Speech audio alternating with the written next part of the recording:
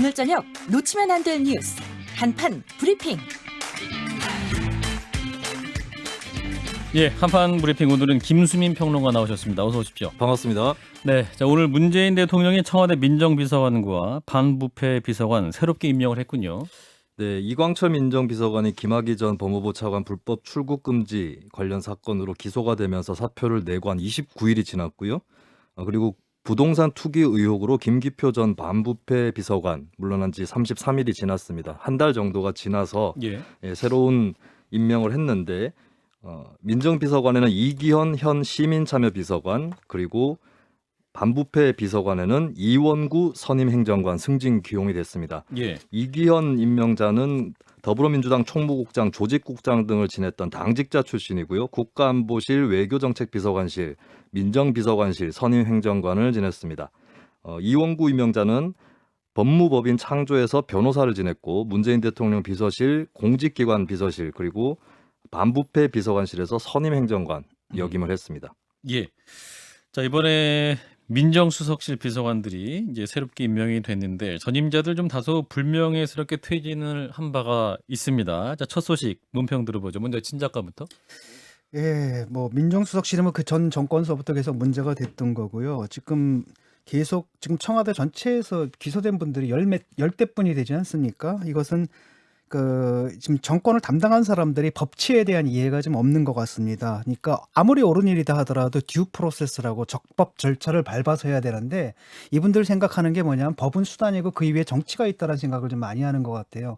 그러다 보니까 법을 어기는 일들이 이제 벌어지고 그런 것들이 아예 그 청와대 민정수석실의 업무처럼 인식됐든 잘못 인식됐든 그런 측면이 있고 그래서 이런 일들이 계속 반복되는 게 아닌가 싶습니다. 네, 김 소장님.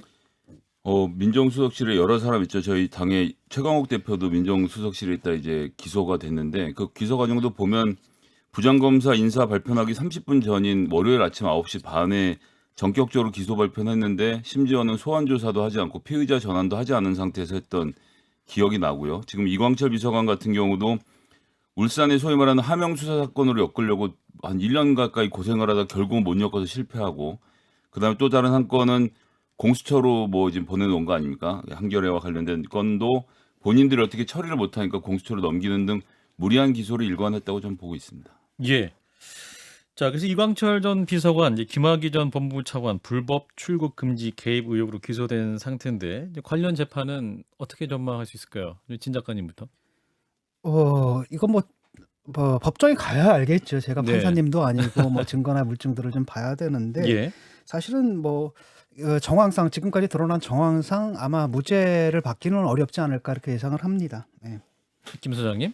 이건 이제 중요하게 놓고 보면 결국 무슨 문제냐면 이규원, 그다음에 이광철 이런 사람들이 짜고 차기호건까지 짜서 대검 승인도 없이 자기들 마음대로 이 김학의에 대한 긴급 출금 조치를 한 게 아니냐. 이것이 핵심이거든요. 기소의 내용도 그렇고. 예. 그래서 청와대 비서관이 개입한 거 아니냐라고 하는데 놀랍게도 관련돼서 문건이 공개가 됐습니다. 문찬석 당시 대검 기조부장이 출금 과정이 나중에 문제가 될 수 있다고 생각해서 그 당시에 작성을 하라고 과정을 쭉 작성하라고 했고 그때 L 연구관에게 김태훈 대검 정책기획과장이 이렇게 얘기를 했습니다. 봉옥 대검 차장과 이성윤 대검 반부패 강력부장이 협의해 김 전 차관의 출금 조치를 하는 것으로 정해졌다.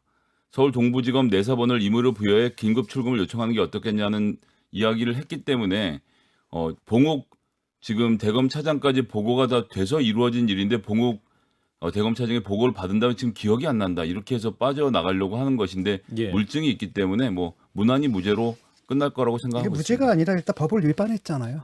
법을 위반했고 예를 들어가지고 출국을 금지시킬 수 있는 법적 절차가 없고 자기들도 나중에 문제가 될 거라고 예상을 했단 말이죠. 그다음에 없는 임의로 사건 번호를 매기고 이런 것들은 국민의 기본권을 침해하는 굉장히 중대한 사안입니다. 그렇게 쉽게 빠져나갈 사안이라고 보지 않아요. 김수민 평론가가 좀 보충 설명해 주시면. 네, 내사번호를 임의로 부여한다거나 이런 문제점들은 발견이 됐던 것이고 이제 문제는 이것이 어떤 선에서 출발을 해가지고 아랫선으로 갔느냐 또 여기에 누가 누가 연루됐느냐 이 부분일 텐데 네. 김성애 소장님께서 말씀해 주신 거는 이게 어떤 민정수석실이라든지 소위 얘기하는 일각에서 지목하는 뭐 친정권 라인 검사들만의 것이 아니다. 어떤 공식 계통도 같이 끼어 있었다라고 하는 부분인데 그것은 그것대로 또 조사가 이루어져야 될 것이고 불법이 연루가 되면은 뭐 처벌을 피할 수는 없게 되겠죠. 근데 이제 청와대 민정수석실이 얼마나 관여했는지 이 부분은 이제 이런 수사 과정에서 더 밝혀져야 될 그런 부분인 것 같습니다. 근데 항상 검사들은 수사할 때 자기들 친한 검사는 빼고 가더라고요. 이 윤대진 검사가 당시에 법무부 검찰국장이었고 이분도 지금 수원지청장, 안양지청장한테 대검 차장도 오케이해서 출금 조치를 한 것이라고 봉욱 차장을 특정을 했는데 이런 부분에 대해서는 조사를 안 하고 엉뚱한 사람들만 결국 이광철 비서관 하나 엮어놓으려고 너무 고생하고 있는 그림이 좀 안쓰럽습니다. 누가 진짜관이? 오케이를 어느 선에서 오케이를 했던 간에 이 자체가 불법이라는 사실에 대한 인식이 있어야 됩니다. 예. 예.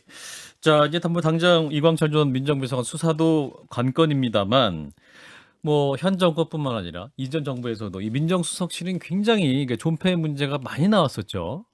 사실 그 최장기 고려대 교수나 박상훈 박사 같은 분들도 없애야 된다 뭐 이런 주장하고 있는데 자, 이 부분은 어떻게 보시는지 먼저 진 작가님부터 좀 의견을 주시면.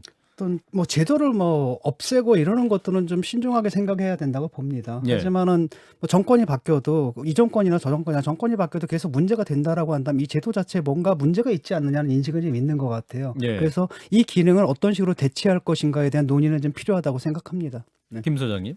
예, 권력기관, 사정기관의 공무원들에 대해서 민주적인 통제를 하기 위해서는 민정과 같은 기능을 수행하는 기관이 청와대에 있는 것은 좀 불가피하다고 생각을 하고요. 네. 국회가 굉장히 무능하다 이렇게 계속 관료들이 주장을 하면서 무력화를 시키려고 하는 가운데서 행정 권력이 더 높은 자리를 차지하려고 하고 있는 거 아닙니까? 예, 예. 그래서 이제 윤석열 후보도 아마 이 무력화에 동의하는 것 같은데 이게 관료 중심으로 생각하면 그런데 선출직 공무원들, 선출직인 사람들이 관료를 통제하는 것이 그것이 민주주의의 기본이라고 생각하기 때문에 전 당연히 존재해야 된다고 봅니다. 그러니까 존재해야 된다. 민정수석실 자체라기보다도 이분들이 민정수석의 역할, 그 다음에 이것의 그 방식에 대한 이해가 좀 문제인 것 같거든요. 항상 문제가 되는 것은 자기들이 법 위에 있다라는 것들, 항상 그 법 자체를 갖다 일종의 수단화하고 그 위에 정치가 있다는 생각들을 하기 때문에 문제가 발생한다고 보거든요. 예. 윤수인 평론가. 민정수석실에 대한 좀 아이러니한 역사를 말씀을 드리고자 하는데 예. 민정수석실이 처음에 생긴 계기는 박정희 정부에서 삼선 개헌을 추진하면서 삼선 개헌. 생겼던 것이고 특히 유신 정권 때 민정수석실의 힘이 굉장히 강력해집니다. 50 예. 때도 마찬가지였고 근데 이것이 이제 김대중 정부 들어서서 처음에는 민정수석 비서관 자리가 없어져요. 그러다가 다시 부활을 하게 되는데 묘하게도 이때는 시민사회단체 측에서 민정, 사정 청취 기능을 좀 살려달라. 여론 청취 기능이죠. 예. 그래서 민정수석실이 부활하는 이런 아이러니한 역사가 있었는데 아까 얘기 나왔던 이제 최장집 교수라든지 이쪽의 의견은 내각이라든지 의회가 강화돼야 되고 청와대 권력은 축소돼야 된다. 예. 그런 차원에서 민정수석실 폐지를 얘기를 한 것이고 김성애 소장처럼 아까 전에 말씀하셨다시피 그게 또 오히려 관료주의가 되는 건 아니냐 이런 우려도 또 같이 있는 그런 실정입니다. 근데 이제 최장집 박상훈 교수님 말씀 뭐 이해 못하는 바는 아닌데 예, 너무 현실 정치에 대한 이해가 낮으신 부분이 전 문제가 된다고 생각하고요. 쉽게 얘기하면 행정관료가 외국처럼 그 선출직이 들어가면 행정관료들 대거 갈아치우면서 할 수 있는 정치 같으면 행정부를 통할하겠지만 우리나라가 그렇게 됩니까?